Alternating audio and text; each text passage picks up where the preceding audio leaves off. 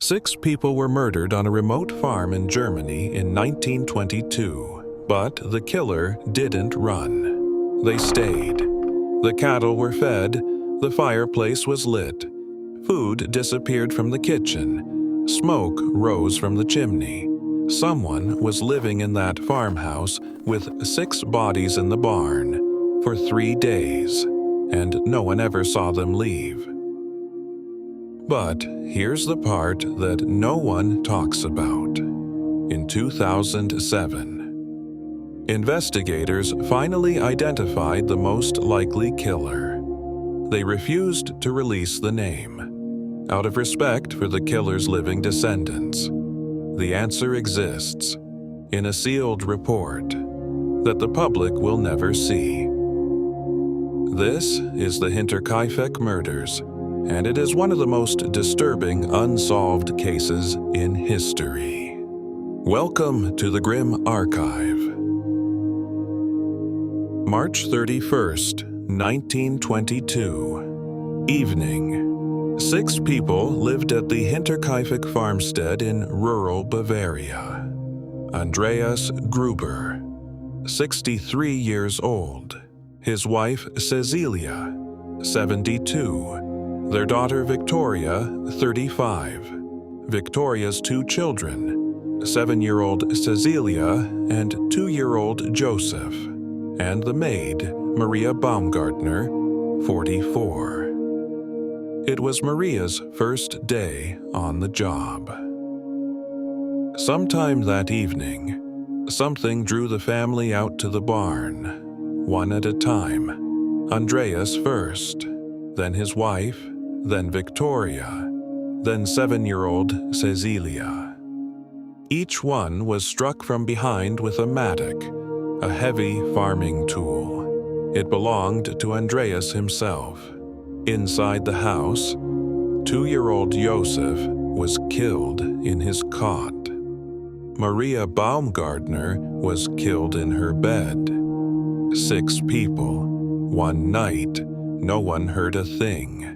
7-year-old Cecilia did not die immediately. She was found buried under the bodies of her family, with fistfuls of her own hair in her hands. She had torn it out lying there in the dark. It was Maria Baumgartner's first and last day at Hinterkaifeck. The murders happened on March 31st. The bodies were not discovered until April 4th. For 3 days, the farm continued to function. The cattle were fed, bread was eaten from the kitchen, water was drawn from the well, the fireplace burned. Someone slept in the beds. A neighbor walking past on April 1st saw smoke rising from the chimney. He assumed the family was home. But here's what makes this case unlike any other. A witness reported seeing 2 figures standing at the edge of the forest near the farm at 3 a.m. on April 1st.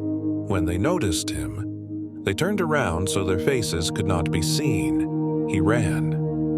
7-year-old Cecilia had not come to school. The family had missed Sunday service. By April 4th, neighbors went to check. 4 bodies in the barn, covered with hay. The maid and 2-year-old Joseph inside the house. The closest police station was 43 miles away. By the time the lead investigator arrived, dozens of neighbors had walked through the farmhouse. The crime scene had been destroyed. The killer was already gone, and they had left almost nothing behind.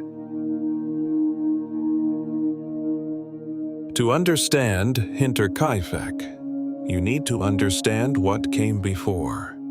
The farm had been home to the Gruber family for decades. Andreas was known as reclusive and difficult. In 1915, he had been convicted in court for an incestuous relationship with his daughter Victoria. He served 1 year. The relationship was widely believed to have continued, and 2-year-old Joseph was assumed by the village to be Andreas's son, not the child of Victoria's husband.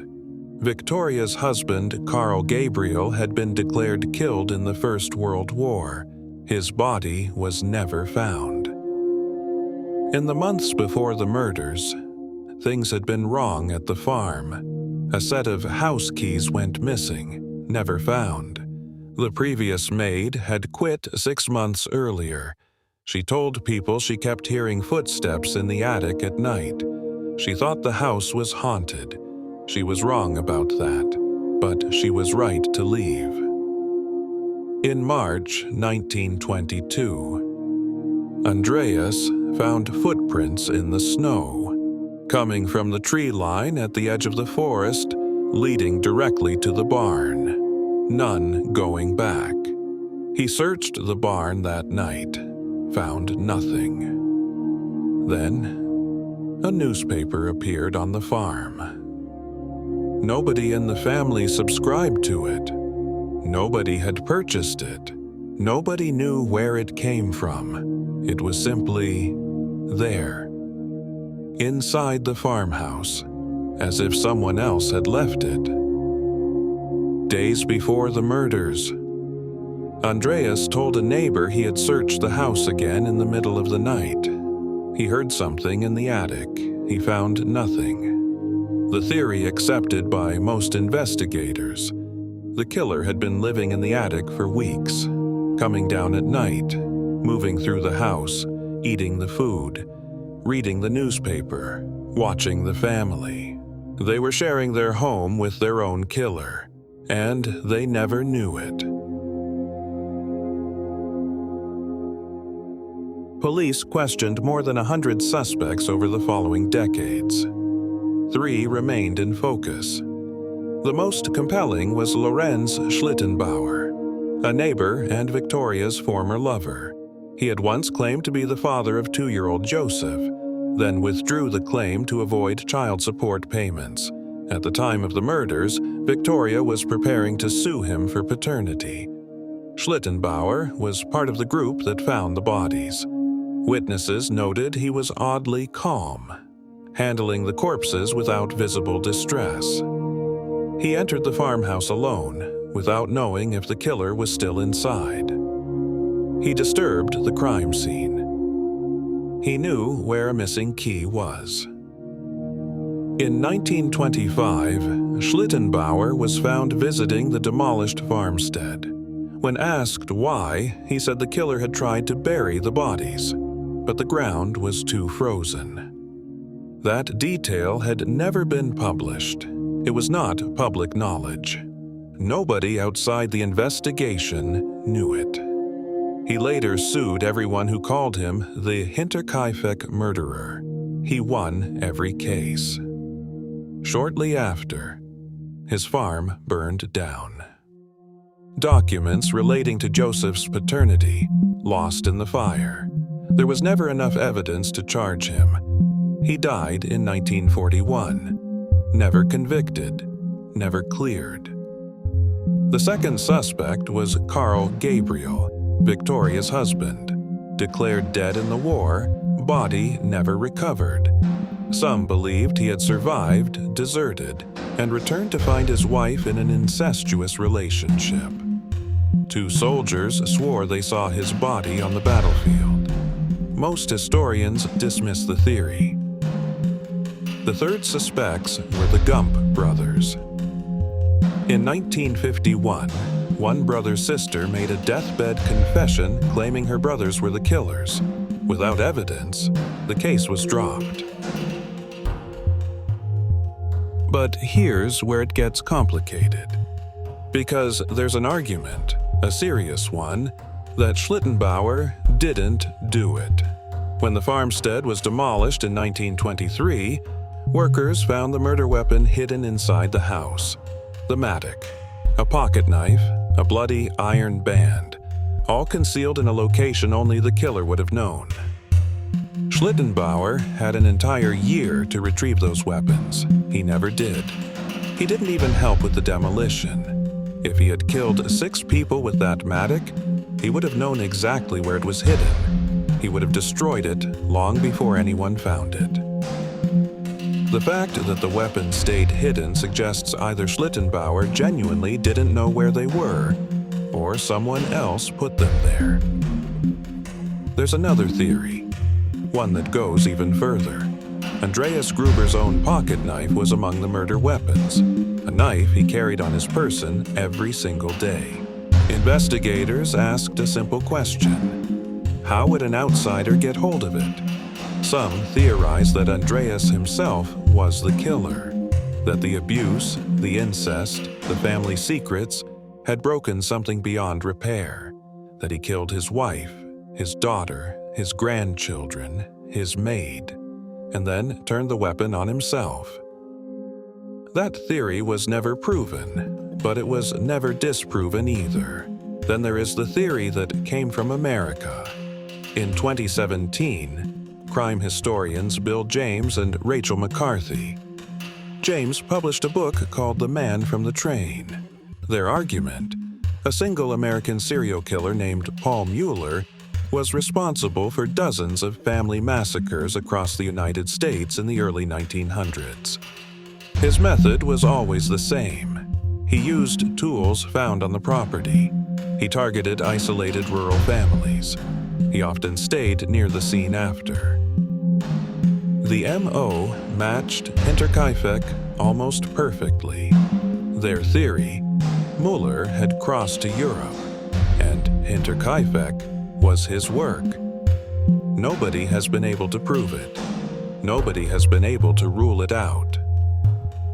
And finally, there is something that modern criminology has only recently given a name to: frogging, the act of secretly living inside another person's home without their knowledge. The missing keys, the footprints in the snow, the footsteps in the attic, and the newspaper nobody bought, and the killer who stayed for 3 days after. Hinterkaifeck may be the earliest documented case of frogging in recorded history. Someone living in that attic, watching that family for weeks, possibly months, before they made their move. The question is not just who killed them. The question is, how long had they already been there? The case was officially closed in 1955, unsolved. But in 2007, students at the Furstenfeldbruck Police Academy reopened the investigation using modern forensic methods. They spent months reviewing every surviving piece of evidence. They reached a conclusion. They identified their most likely suspect.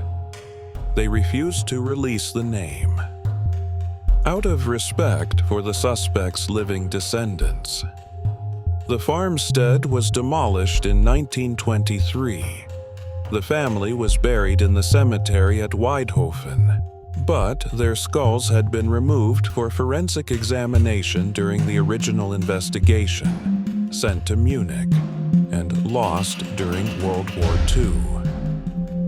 The 6 graves at Weidhofen Cemetery are headless.